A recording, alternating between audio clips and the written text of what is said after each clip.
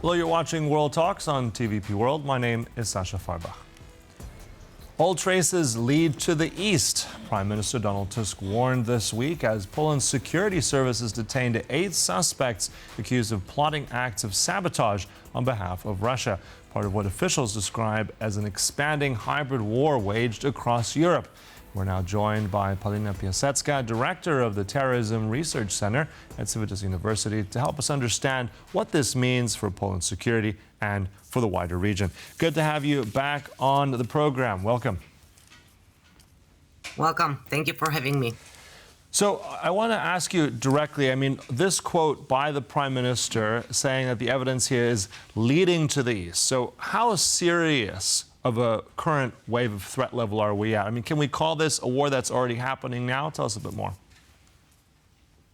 I think it's a war that's been happening for quite some time. I think the roots of that particular wave of hostility can be identified somewhere around the beginning of the Russian kinetic aggression in Ukraine in 2022, but we can't forget about the fact that the violence and the hostilities surrounding the Russian activities, offensive activities in Ukraine, started smack in the middle of 2014-15 with the occupation of Crimea, when the beginning of information operations and trying to infiltrate the society, changing the moods and the attitudes started being noticeable.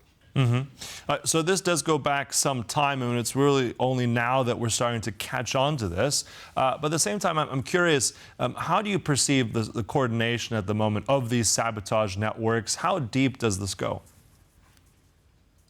I think it goes very deep, and although we might have, we as citizens, we might have this feeling that the services or the country is catching up only now, we can't forget that during informing us about the facts of this 8-person large arrest, the spokesperson of the Minister coordinator for the intelligence services informed us also that there have been over 50 arrests connected with the Russian directed efforts in the sabotage area in Poland. And so it's not only the fact that we are under the threat of this Russian sabotage, it's also something that is being done and coordinated against not only the Polish society, but also in the Baltic states for quite some time now. And I do think this is a serious threat against which both the country and its citizenry should be well warned and well prepared to react. So, as you said, it's something that's already been ongoing. It just covers not just Poland, right? You've said these detentions have happened now, these arrests happening, but at the same time, if we're just looking back a few weeks ago, we've had incidents like this around Europe, the Baltic states, Germany. There's also this psychological impact there, isn't it? In what level can citizens be prepared for this? This is just as much about minds as well as machines, if we can put it that way. So how well, let's say, equipped and ready is the Polish state to, and also the Europeans, in terms of making sure that citizens are aware of what to do? How much of an impact is this all connected? I think the social resistance part of the preparedness against hybrid warfare is one of the most important elements of preparation. Unfortunately, as we've already mentioned, this Russian hybrid war has been taking place for quite a long time now. What we might notice right now is that any act of either violence or something that's unexpected and seems to be targeting the critical infrastructure or soft targets is interpreted almost automatically as the activities of the Russian services or the Russian services directed activities of people that we might from time to time be calling not very nicely the sabotage cannon fodder. So people who've been recruited, paid very low wages in order to do the Russians' bidding. Now, that's the problem of being underwhelmingly prepared to differentiate between the real cases of the Russian sabotage and the things that either just happen or are being interpreted by us as this sabotage, because now every bad thing that might be happening in the countries targeted Even if Russians had nothing to do and had to invest nothing in order for this bad thing to happen, might be ascribed to their activities, which in itself is a particular victory of the Russian intelligence services that we are witnessing right now. I want to go a bit further on what you said now about Russian intelligence services and also the kind of low-cost method that they're doing here. I mean, also what the Prime Minister said, right? The road leads east in some cases. Those are, unfortunately, foreign nationals that are already present in Poland or other places. Can you tell us a bit more about this manipulation tactic the Russians are using? I mean, what are the signs here? I mean, people are being preyed upon. What can be done really to mitigate that so this isn't happening? Because we're looking at some of these things. It's about loneliness. Is it a single factor? How do we mitigate and stop this from happening in the first place? I think we should try to at least pinpoint the most important motivations. As you've mentioned, in the world of radicalization and those processes of recruitment to extremist or violent organizations, it's quite often about looking for an identity in a group, looking for power or support in a group, and then giving your own loyalty to somebody who in turn gives you this group power but expects you to do things, quite often bad things. Now, in case of those acts of sabotage, it would be extremely important to understand whether or not they're done out of loyalty or done simply because somebody has been paid to do so. Now, we do need to notice that some of those acts that we're talking about are not the acts against the symbolic or critical infrastructure. We're talking about arrests of people or investigations against people who, say, set the fire to Marivilska, the marketplace.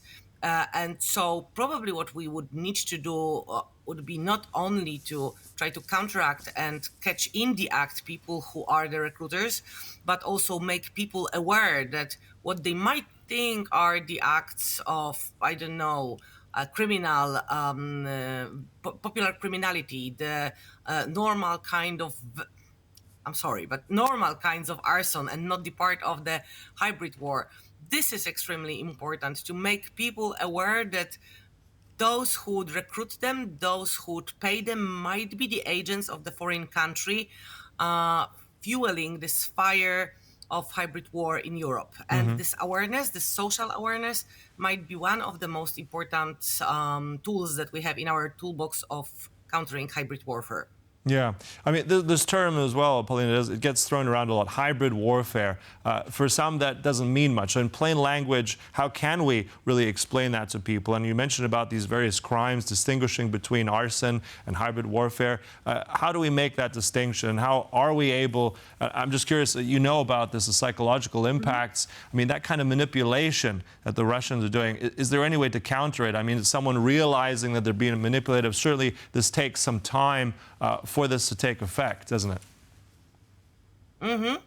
I'm sure that it does. And when it comes to differentiating between hybrid war and the normal bad things, so to say, that might happen, it might seem complicated, but there is a goal at the end or maybe at the beginning of the hybrid war. There is somebody who would target civilians, somebody who would target civilian critical infrastructure, who would target the integrity of the society. Unfortunately, as you said, it takes not only time to observe that, but it also takes a much wider perspectives than the people who are being recruited are actually usually allowed to have. And so what we can do as a state, what you can do as the media, is inform and try to create this situation in which the people as themselves have not only awareness but also knowledge that would allow them to see the signs of the wider perspective of the bad things that are happening around them, making the people an element of the early warning system that is absolutely necessary in times of the war that takes place among the people without any sort of official beginning of the war that takes place in our cities and in our streets. All right, and I just want to just look also at the future, Paulina. Right now, really briefly to wrap it up, where is your biggest concern in all this right now, looking at the next phase in Poland, across Europe, biggest threat, and where are you seeing the most optimistic signs in terms of coordination? Now, the first part is unfortunately easy. The first part is that it's unfortunately going to get deeper, it's going to get wider, and not only because of the fact that the intensity of the Russian hybrid warfare in Europe is not going to drop suddenly out of the blue. It's also because we are getting better and better at uncovering those Russian efforts, and we're getting better and better at coordinating and cooperating with our partners in Europe and over the globe in both electronic surveillance and other tactics of uncovering such methods of attack. And so that would be probably the optimistic part, the fact that we might get better in defending ourselves, because unfortunately I can't foresee in any nearest future a situation in which the hostilities would just drop. And what's even more worrying, I don't think that the ending of hostilities in Ukraine will be the saving grace point. It might actually free the Russian assets in order to undertake more activities in other regions of Europe. Right, and we have to also remember, I think, as we've covered all this, that this kind of manipulation on the Russian side, this is, as you said, hasn't stopped. They've been doing this many years and decades, unfortunately. They're playing catch-up in a way. But look, early warning systems, being vigilant, understanding what's going on, all really great points. Thank you so much. We'll conclude it there. Always a pleasure. Paulina Piasecka, thank you so much. Thank you.